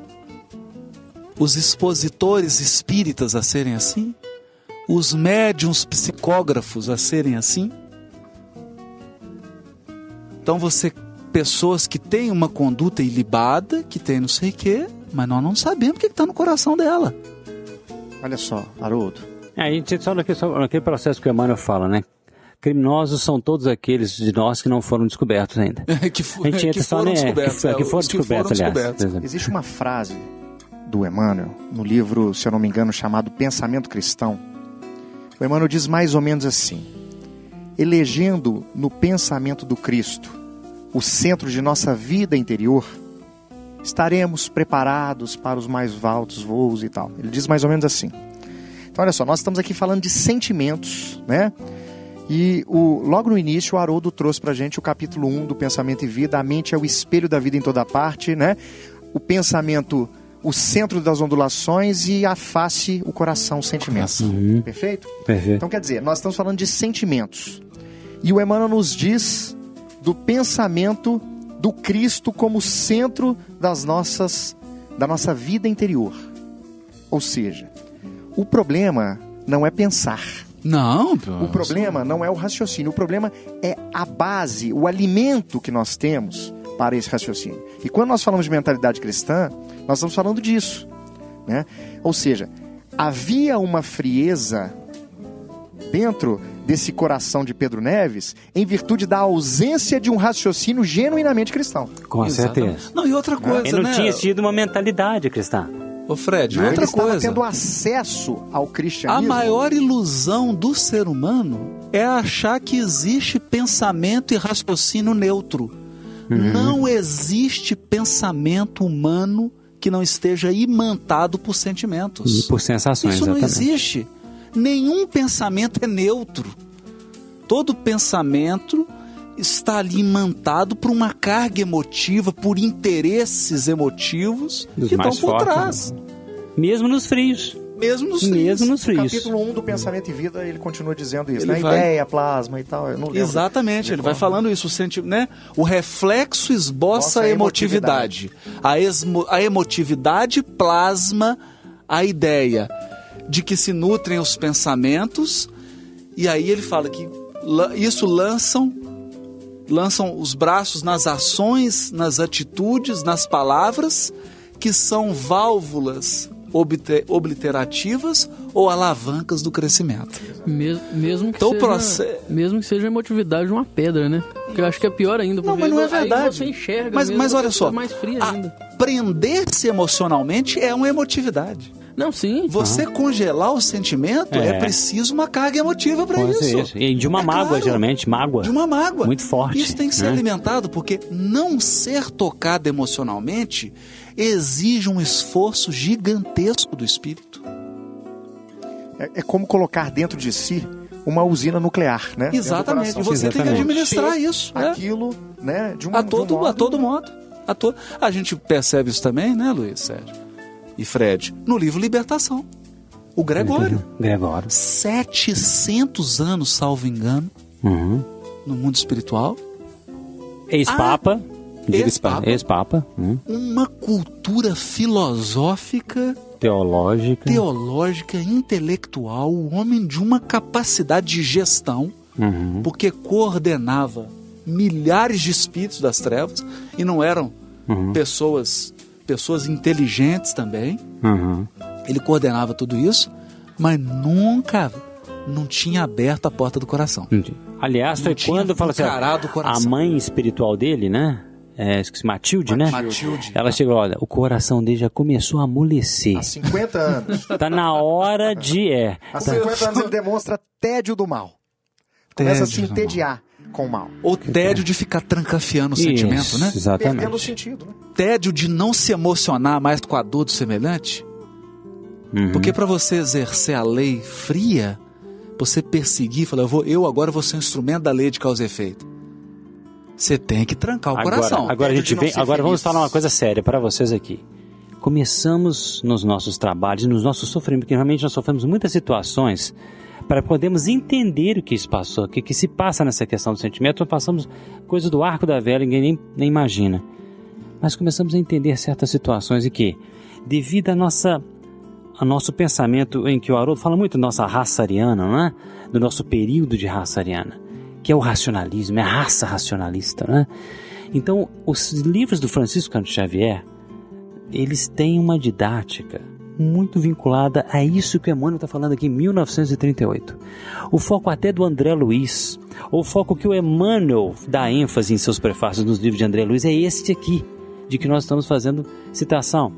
Mas muitas vezes quando a gente vai fazer um estudo, a gente faz focos periféricos do livro de André Luiz, focos científicos, vibracionais, quânticos, etc e tal, e André Luiz toda hora falando assim, como lá na abertura de Nosso Lar: há caminhos da alma, há caminhos do coração, necessário é percorrê-los antes de tentar equação da eternidade. Quer dizer, ou no livro Boa Nova, as nossas ligações afetivas são caminhos, né? Os laços afetivos são misteriosos caminhos que nos ligam a Deus. Que nos ligam a Deus. Isso para nós, gente, arianos, racionalistas, isso é uma coisa que a gente entende fácil, não. Nós não entendemos isso de uma forma tranquila, não. Eu fazendo palestra, comecei a fazer palestra sobre isso, mas isso já havia uma resistência, inclusive espiritual. Exato. Mas, de Luiz, equipes espirituais. Então, peraí, esse cara tá pegando. Luiz, mas isso, até a gente lê até a gente lê biografia. Por exemplo, você lê a biografia Pietro Baldi. Perdeu a esposa. Isso. Depois que ele perdeu, já no fim que ele tinha doado toda a fortuna dele, aí acabou ele ficando na miséria, teve grande dificuldade, não foi acolhido, passou necessidade. As pessoas para quem ele doou a fortuna não o auxiliaram. Ele sentiu magoado e a esposa sempre o advertia de que ele tinha cometido um equívoco, tinha agido puramente na filosofia. Olha a pessoa com pouco contato com o sentimento. Quando perde a esposa, procura um grupo espírita de materialização no Rio de Janeiro, perturbado. Então, por quê? Os laços afetivos que mantêm a nossa sanidade. Embora nós não o reconheçamos. Embora a gente não o reconheça. Porque tem muitas batalhas aí para serem vencidas para que começarmos a reconhecer isso. Então, a formação da mentalidade cristã, a gente mexe com as questões da maior profundidade do ser humano. Na pergunta de 1938 de O Livro dos Espíritos, Allan Kardec perguntou aos espíritos, mais ou menos assim, para ficar uma frase mais fácil: não seria melhor a gente não ter um bom coração? Ou seja, não sermos uma pessoa sentimental, no sentido de, já que as pessoas assim sofrem muito nesse mundo. Quem é bom sofre muito. Sofre muita ingratidão, né? Eu sou uma pessoa de bom coração, vive, né? A pessoa fala, vive sendo pisada, as pessoas não me entendem, as pessoas não gostam de mim, ou então se aproveitam de mim. Aí o Allan Kardec, depois que os espíritos falam a sua resposta, dizendo que isso aí é um pensamento egoístico, né? Allan Kardec dizia o seguinte: não existe prazer maior que você possa sentir nesse mundo do que sentir as pessoas com que você tem afinidade e comungar com elas. Comungar com as pessoas com as quais você tem afinidade. Deste prazer o egoísta está privado. Ele fala isso, quer dizer, é a questão da gente realmente... Ou seja, e uma advertência, né, Luiz? Porque dizendo, olha, você pode até achar que por aumentar a iniquidade, o seu amor vai esfriar, que é o que Jesus diz. Mas se você entrar nesse caminho de fechar o coração, você vai se isolar. E isolando-se, você se torna egoísta. E sendo egoísta, você é privado da maior felicidade que existe, que é da comunhão espiritual. É o amor alimento das almas. Aí você tem anemia espiritual. Isso. E aí, gente, o que você tem que partir? Você só pode partir para um lado, vamos falar neurofisiologicamente aqui, zona motora. Zona motora. Aí se você estiver no bem. Se você não estiver no bem, complexo reptiliano. No mal também. Mas o complexo reptiliano vai ajudar você mais no mal. Que é o complexo da luta, da raiva, da sexualidade violenta, entendeu? Que muitos de nós estamos nos abraços por causa da situação cultural que estamos vivendo hoje. Mas você vai para a zona motora por quê? Porque para você se acessar no sentimento é muito doloroso. Então você prefere aquela zona motora, você vai ficar aí trabalhando, e vem o ativismo religioso. Muitos desses... Olha, uma vez eu conversando com a irmã, uma freira católica, e ela falou, nós nos precatamos muito no nosso convento para entrar no ativismo. Nós temos que trabalhar para uma comunidade, vivemos uma comunidade pobre, mas também nós temos que orar, meditar muito, porque senão não temos direcionamento do alto para as nossas atitudes. Até para fazer prece, essas pessoas têm dificuldade, né? Porque é o que eu chamo a prece pensada. A pessoa não respira nem para poder fazer a prece. A prece não vai do coração. Tiago, eu falo assim, eu em determinadas... pensa na prece, ela está pensando as palavras que ela vai fazer prece. Mas aliás, eu falei de mim mesmo.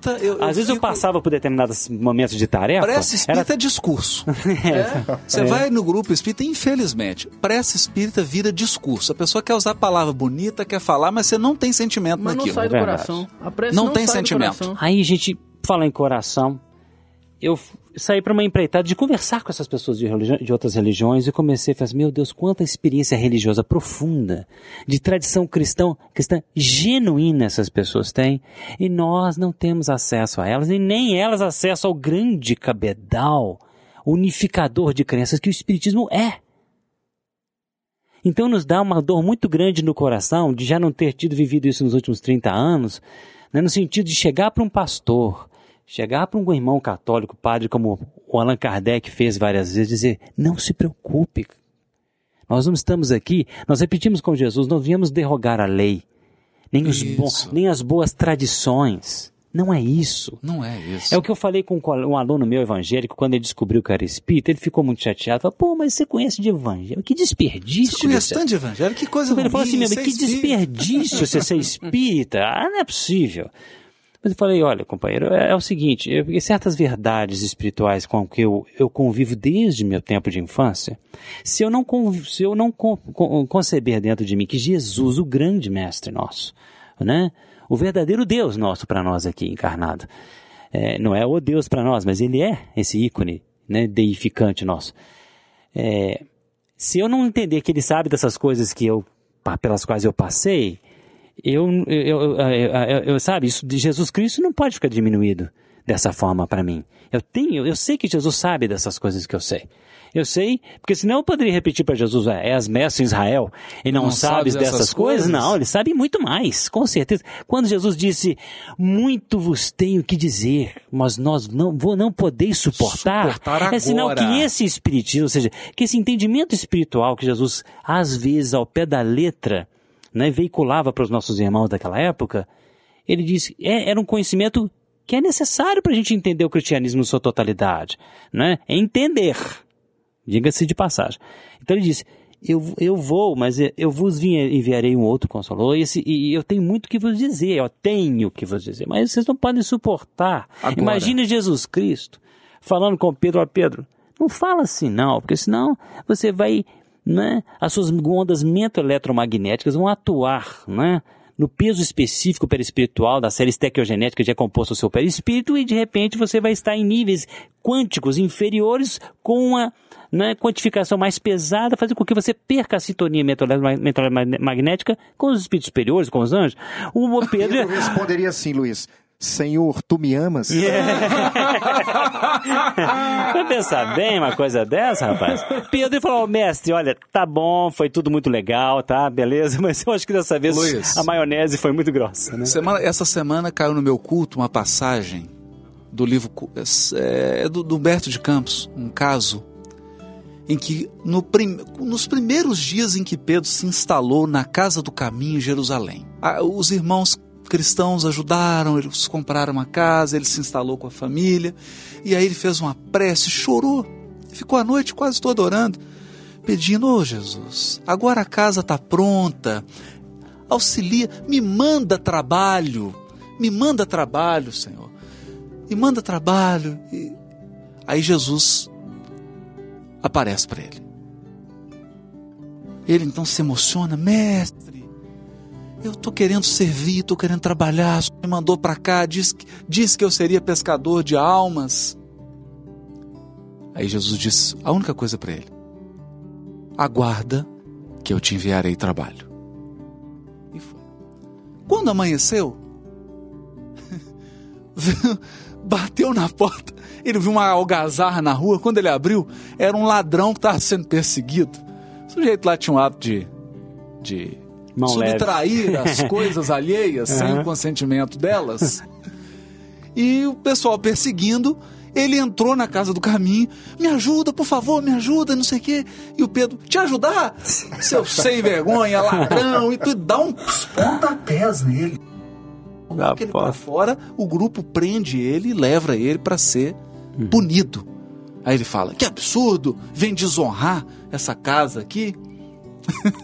Quando é meio-dia, vem uma mulher linda, que era prostituta em Jerusalém, e estava atormentada, querendo conselho, querendo auxílio.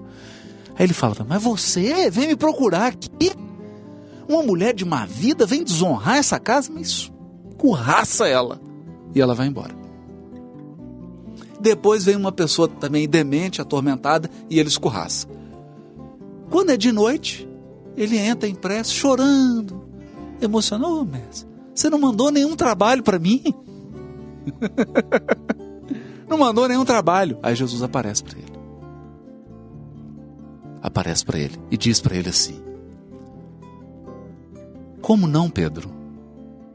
Hoje eu te enviei 3 irmãos para que você pudesse apenas acolhê-los e orientá-los. E um deles você escorraçou a pontapés. Aí ele começou a chorar convulsivamente, porque aí ele entendeu. Aí Jesus finaliza para ele dizendo assim: e mais, Pedro, quando você quiser conversar comigo, saiba que as minhas palavras estão no Evangelho. Agora, Haroldo, olha que o ponto que o Haroldo pegou aqui, gente. Para o Pedro, a nossa opinião pessoal aqui, né? Dá um desconto, é o Luiz Sérgio pensando. Para o Pedro chorar dessa forma, eu não acho que ele simplesmente pensou assim: estava errado, então agora eu vou me corrigir, né? Não é uma coisa racional. Não é. Ele amava Jesus. Amava. Quando você ama uma pessoa profundamente, você a contraria profundamente, você chora, né? Você chora, você se sente muito triste, né? E é essas coisas que a gente não entende. Eu fico pensando: será que nós escolheríamos, pelo estereótipo de que ele representava, Pedro para ser chefe de uma igreja? Com todo aquele sentimentalismo meio torto dele, aquela pessoa meio extemporânea e cheia de altos e baixos. Será que a gente consegue, né? Esse é o ideal para ser o chefe da nossa igreja, será? Porque isso tem a ver, gente, inclusive com todas as nossas questões administrativas, os nossos ícones, né? Se você não coloca a essência como sendo um foco, toda a organização humana vai ser X. A hora que você coloca a essência como foco, a organização humana já começa a se delinear de forma completamente diferente. Talvez com os mesmos indivíduos, mas com direcionamentos completamente diversos. Diversos. E ele colocou o homem do coração. No coração. Né? E disse para ele: Pedro, apacenta as minhas ovelhas. E ele não entendeu isso. Quantas vezes Jesus disse isso para ele? Tu me amas, né? Tu me amas, Pedro? Assim, então apacenta. Você ama a doutrina? Você ama uma ideia? Não. Você me ama. É pessoal. Exatamente. E ainda fala para ele, Luiz: o dia que você quiser conversar comigo, porque muita gente fala: eu queria conversar com Jesus. Você quer conversar com Jesus? Então para aí agora o podcast e abre o teu evangelho aí. Isso aí. Se você tiver um em casa. Isso aí. Né? Mas abre aí. É uma conversa. É uma conversa. Quando eu abro o evangelho e estou lendo, eu estou falando com Jesus. Mas o difícil é que é, Luiz? Você tem uma discussão com a esposa, aí um fala umas coisas pro outro, isso acontece. Aí você vai lá pro evangelho, abre lá, e Jesus fala para você assim: reconcilia com o teu adversário enquanto estás a caminho com ele. Aí você tem que fechar e ir lá pedir perdão. Você desculpa o que eu te falei, meu amor, não foi isso, que eu me exaltei, não sei o quê. Aí ela já tá treinada, ela fala assim, o que você leu lá? Poxa vida. O que você leu lá no Evangelho? Será que ela tá treinada assim, né? Não consigo entender. O Evangelho, o que tá ali, é Jesus conversando com a gente. Mas não sobre quântica, física, não entendeu? Isso aí não precisa dele. Exatamente. Isso aí basta a gente. Basta a gente estudar aqui, estudar física. Mas é por isso que Allan Kardec disse, o Espiritismo é para aqueles que não creem. Porque precisamos de uma parafernália tão grande de explicações intelectuais para começarmos a crer. E lembrar que Emmanuel diz, no Caminho da Luz, que a religiosidade dos arianos começou atrasadamente a se despontar lá entre os celtas, não é isso? Né? Adorando ao Carvalho. Allan Kardec foi um missionário entre esses celtas para começar, através desse caminho que nós escolhemos, que é da secura do coração e da racionalidade, despertar-nos para uma pequena que fosse religiosidade. O espiritismo é o batedor de bife, né? Explica aí, Tiago, como é que é isso? O espiritismo é o batedor de bife, tem que amaciar esse coração. Com certeza, o negócio poder ver se ele consegue receber mais sangue, mais... Essa eu gostei, batedor mais. De bife é ótimo. Deixa eu tentar fazer um trabalho didático aqui entre nós. Vai lá. Tô tentando aqui agora simplificar esse entendimento todo, porque nós falamos de tantas coisas grandes, Luiz, né? Falamos de tantas coisas profundas e bonitas e belas e importantes e ao mesmo tempo, né, chegam a ser duras, porque nós estamos falando da nossa dureza de coração, né? Então, não estamos falando de ninguém, né, Fred? Nós estamos fazendo uma reflexão para nós aqui. Né? Se aproveitar para quem está ouvindo. Porque olha, existem sempre, quando se fala de grupos, de reuniões, nós estamos falando das louvabilíssimas exceções, viu, gente? Que sempre tem, claro, né? Como foi Francisco de Assis na Igreja Romana, né? Como é Chico Xavier no nosso meio. Não estamos falando exatamente disso aí, né? Estamos falando das nossas... Quem me conhece hoje, eu já contei isso para várias pessoas. Quando eu entrei na doutrina espírita, aos 17 anos, né? Já tinha saído do colegial e tudo. Eu encontrei, quando eu fui pro Consolador, eu conheci a reunião mediúnica lá com o Gladys, na hora que eu entrei na porta assim, tinha uma outra moça saindo. Na hora que eu olhei assim, ela olhou pra mim assim, Tiago, você espírita? Ou seja, esse grande batedor de bife tá funcionando comigo, viu, gente? Não, pois é. Mas estamos todos nós. As modificações que são feitas na vida é a verdadeira reforma íntima, né? Que a gente estava falando aqui agora há pouco. A doutrina espírita, nós temos que utilizar essa ferramenta para entender o Cristo na nossa vida. Né? Se a gente... Primeiro é a família, né? Isso. O nosso coração e o núcleo mais próximo de você. Mais próximo. É onde eu estou inserido, é a minha família. É a grande dificuldade de você entender que o núcleo principal que você precisa agir não é o seu centro espírita. É a sua família. É o lar onde você está inserido. E depois o lar que você vai criar, que é com sua esposa, com seus filhos que vão vir.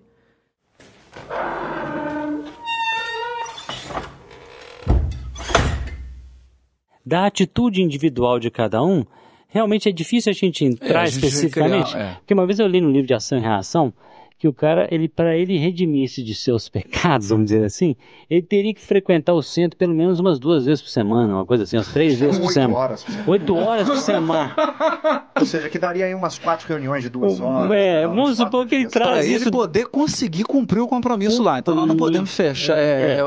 Então, que muitas vezes a pessoa está lá no centro espírita e de fato... Mas também, Luiz Sérgio, eu acho que o que o Tiago está querendo dizer é a gente tomar um cuidado para os familiares não ter que marcar a hora para conversar com a gente. Exatamente isso. O foco. A questão... tem que ter uma agenda. Mas é isso, Tiago, que nós estamos falando aqui. Quando começamos a orar e o foco é o coração, você não vai fazer a coisa no lápis. Muitas vezes o espírito chega e você acha, quantas horas de dedicação à doutrina devo fazer? Peraí, mas... Dificílimo você falar uma resposta dessa para quem quer que seja. Não, peraí. Olha, vou dar mais 3 horas, 4 horas. Gente, isso aí é o fórum íntimo. Chega a determinados momentos da sua vida, você fala, não, eu tenho que dar um foco lá em casa, assim, violento. Eu tenho que fazer isso, né? Outras horas não. Outras horas você sente que, meu Deus, eu tenho que... Principalmente vocês ou qualquer pessoa que foi relacionado com a questão de divulgação doutrinária católica romana no passado, budista, sei lá o que for, e que nem sempre foi feliz, né? Muitas vezes sente aquela ânsia de, oh, pelo amor de Deus, eu tenho que, até para que a família tenha paz. Exatamente. Então, são vários aspectos. Então, muitas vezes a pessoa está dentro de casa, sem fazer mais nada, não fica dentro de casa, está cumprindo a sua missão. Eu me lembro e vice-versa também. Um caso, certa vez estava andando o Chico e Herculano Pires, que era um filósofo, um homem de uma sutileza de pensamento, realmente uma inteligência enorme, né? Um grande espírita. Mas aí travou-se uma conversa entre o grupo, em que um grupo dizia o seguinte: o que o evangelizador de criança precisa ter como pré-requisito para evangelizar a criança? O Herculano Pires defendia que tinha que ter curso de pedagogia. Olha só. Filósofo. Né? Então tá, tem que ter uma formação, curso de pedagogia. Os outros, não, Herculano, mas não pode, não sei o quê. E ficaram com a som. Tem que ter curso, tem que não ter, tem que ter, tem que não ter. Perguntaram pro Chico: Chico, o que você acha? Aí, olha, o espírito de Emmanuel está aqui e está dizendo que para evangelizarmos as crianças, nós precisamos de amor.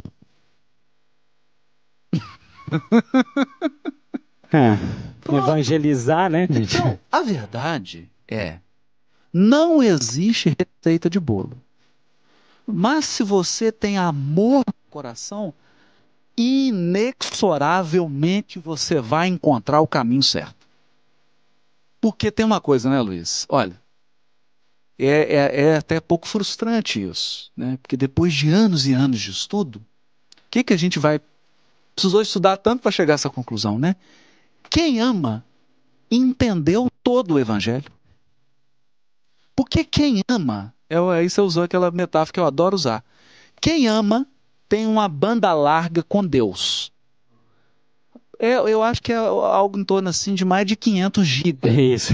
Você baixa 3 filmes de Blu-ray em 2 segundos. Verdade. Você tem uma conexão direta com o Criador. Quem ama tem uma conexão direta. Inclusive intelectual, inspiracional. Inclusive intelectual. Até o Chico dizia uma coisa bonita, né? Que a gravidez era um segredo entre Deus e a mulher. Então, é uma coisa, né? Porque você realmente passa a ser um instrumento de Deus. Você passa a ter inspiração, você passa a ter ideia.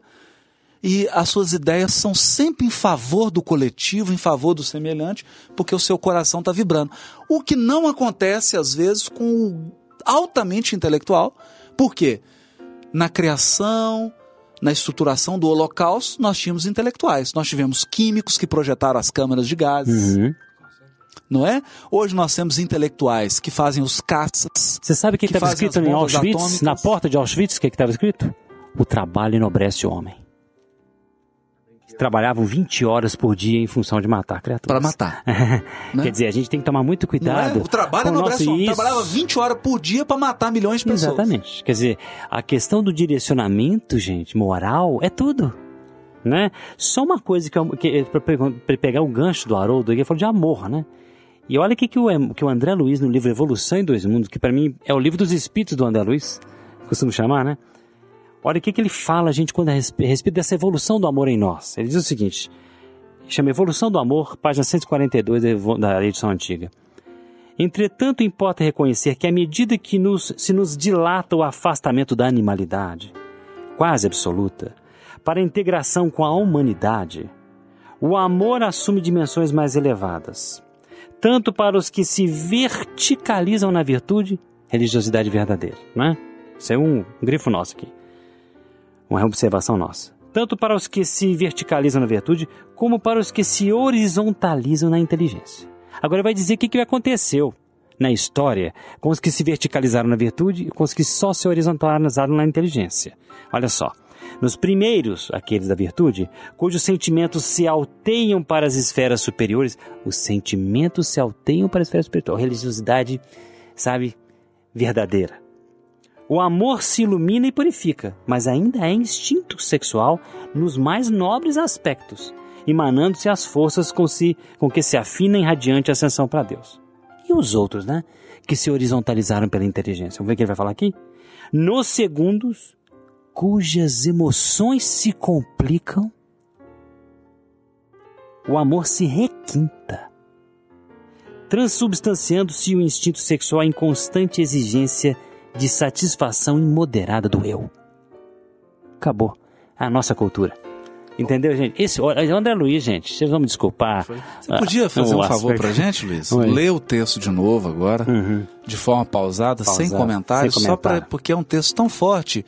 E a gente gostaria de já caminhar para o final do episódio com esse texto para dizer que nós aqui não estamos querendo caminhos novos para a doutrina espírita, não estamos querendo incutir novos comportamentos em quem quer que seja. Longe disso. Nós estamos aqui, pessoalmente, entre irmãos muito amados, pessoas que nós amamos, fazendo uma reflexão da doutrina espírita. E dando nosso testemunho. Nosso testemunho. Então, ouvinte, faça como Paulo.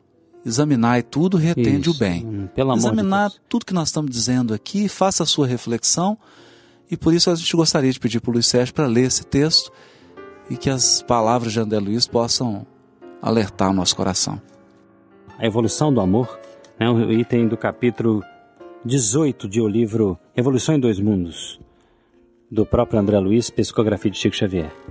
Entretanto, importa reconhecer que à medida que se nos dilata o afastamento da animalidade quase absoluta para a integração com a humanidade, o amor assume dimensões mais elevadas, tanto para os que se verticalizam na virtude, como para os que se horizontalizam na inteligência. Nos primeiros, cujos sentimentos se alteiam para as esferas superiores, o amor se ilumina e purifica, mas ainda é instinto sexual nos mais nobres aspectos, humanizando-se as forças com que se afina em radiante ascensão para Deus. Nos segundos, cujas emoções se complicam, o amor se requinta, transubstanciando-se o instinto sexual em constante exigência de satisfação imoderada do eu. Luiz, nós temos que agradecer muito a sua presença. Acho que foi uma conversa muito boa, né, gente? Fantástica. Para nós foi sensacional. Nós acreditamos que a sua vinda até nós, né, é a primeira de muitas. E esse assunto mesmo, a gente tem muita coisa para poder continuar conversando e explorar, porque na verdade nós estamos falando da essência. E a essência é tudo aquilo que nós queremos falar aqui. Não é isso, Haroldo? Exatamente. Então nós queremos nos despedir, né, do pessoal que nos ouve, agradecer também pelo apoio, pela amizade de todos vocês que estão participando conosco desse Pode Ser, escutando, divulgando, né, nos ajudando nesse empreendimento. Então que Deus nos abençoe a todos, que Deus abençoe a todos vocês que estão aí com esse apoio. E fica aqui o nosso abraço e até o próximo Pode Ser. Até o próximo. E nós gostaríamos de agradecer ao Luiz Sérgio também, pela presença dele. O estudo que nós fizemos no Congresso Espírita Brasileiro, em comemoração ao centenário de Chico Xavier, que se chamou Formação da Mentalidade Cristã, foi fruto de uma conversa, de uma troca com o Luiz Sérgio, que nos chamou a atenção para esses pontos. E eu posso dizer que a semelhança de um microscópio, à medida em que você troca as lentes, você amplia a capacidade de visão. Eu diria que hoje nós tratamos de uma das lentes mais poderosas para a compreensão da doutrina espírita, especialmente da obra de Francisco Cândido Xavier. Se você analisar todo esse conjunto da codificação e da obra de Chico Xavier, com essa lente do amor, pela lente do amor, pela lente do sentimento, os prefácios serão diferentes de hoje em diante. Os capítulos que você lê de André Luiz dos romances serão diferentes. As páginas de Allan Kardec serão diferentes. Porque você estará com a lente nova. Uma lente que vai permitir enxergar aspectos que nunca antes foram vistos. Esses são os meus votos. Isso está acontecendo comigo. Eu estou nesse caminho. E desejo a todos os ouvintes que percorram conosco esse caminho. E eu vou aqui tomando meu chazinho de boldo para poder realizar a minha reforma íntima, assim como muitas pessoas que estão ouvindo. Acredito que a partir de hoje possam fazer uma nova reflexão sobre isso que a gente escuta tanto na doutrina, né? Eu tenho que fazer a minha reforma íntima, mas como fazer essa reforma íntima? Qual é o pensamento que eu devo, não é nem modificar, eu acredito, né?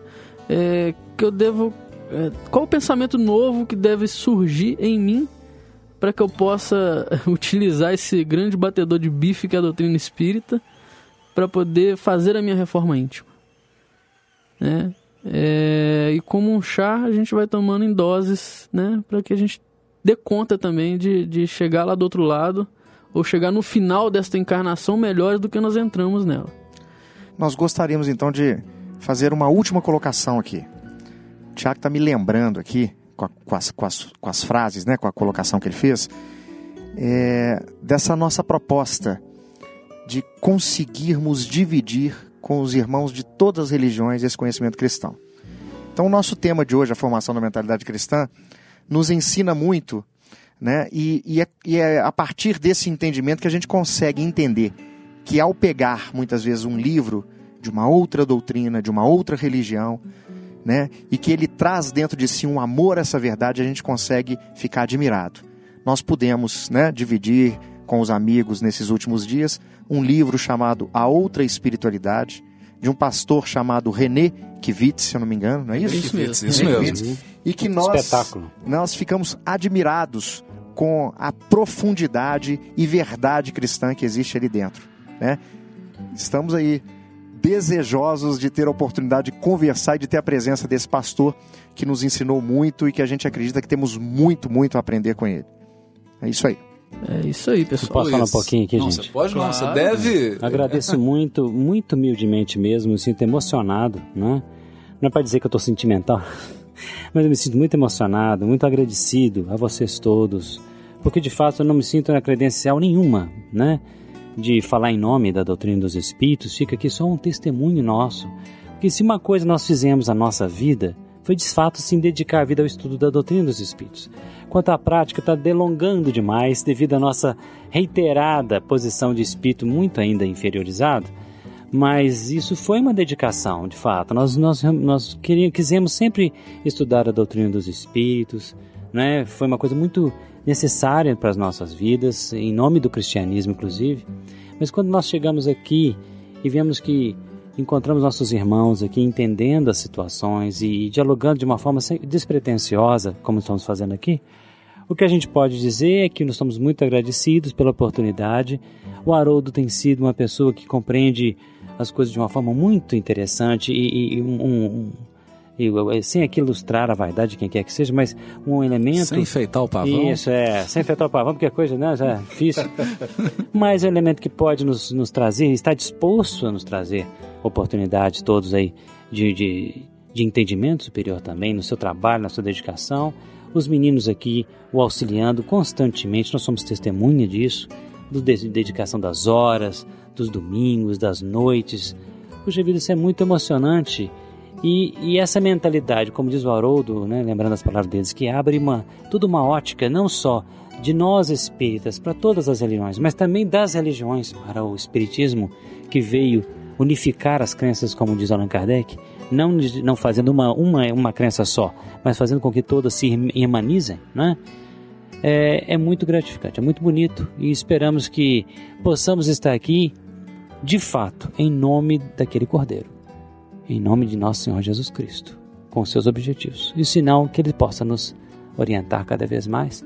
Lembrando só um pontinho que o Honório nos dizia, num vídeo que eu vi no YouTube do Honório, ele falando da obra de Chico Xavier, ele disse que é uma obra que, de fato, realmente aprofunda muito a obra kardeciana, porque ela nos tira dos aspectos meramente filosóficos da obra kardeciana, nos levando para um chão extenso de elaboração do campo até prático da nossa vivência cristã. Mas que isso vai demandar essa, vamos dizer, mudança de currículo, vamos dizer assim, ou a extensão curricular vai demandar esforço da nossa parte, muita paciência e décadas, né? E quando você muda hoje um currículozinho aqui, para que isso seja, né? Porque quando você vai mudando as suas ideias pessoais, e outra coisa, sem pruridos de querer mudar quem quer que seja. Como diz o Tiago aí, nosso coração. Essa aqui é a mudança essencial, não é isso? Muito obrigado, gente. Deus abençoe a todos vocês.